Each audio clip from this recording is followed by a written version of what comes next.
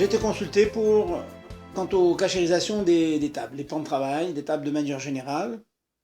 Si la matière est cachérisable, c'est du bois, du vrai bois, pas de l'aggloméré, eh bien, la méthode de cachérisation, c'est tout simplement en faisant ce que l'on appelle Irouy Mekedirichon. On verse de l'eau bouillante qui a été préalablement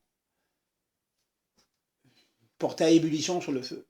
Mais, en introduction, je rappelle que toutes les méthodes que j'aurai à indiquer par la suite, quant au four, aux éviers, se feront après avoir attendu 24 heures d'utilisation de Hametz.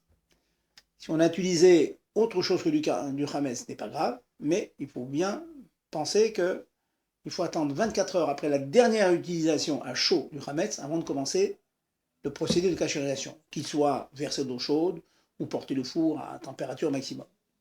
Donc pour la table, revenons à la table, après le hérouille, il est recommandé quand même de recouvrir la table avec une toile de ciré en plastique. Certains préfèrent, dans la mesure où les casseroles qui seront posées sur cette table sont très très chaudes, peuvent chauffer la matière sur laquelle elle est posée, donc de mettre du bulgum ou quelque chose d'un peu épais, de telle sorte qu'il n'y aura aucun rachash de Hametz.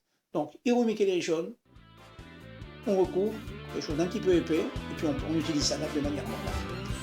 Voilà, ce sont des grands principes de cachérisation. On attend 24 heures, et de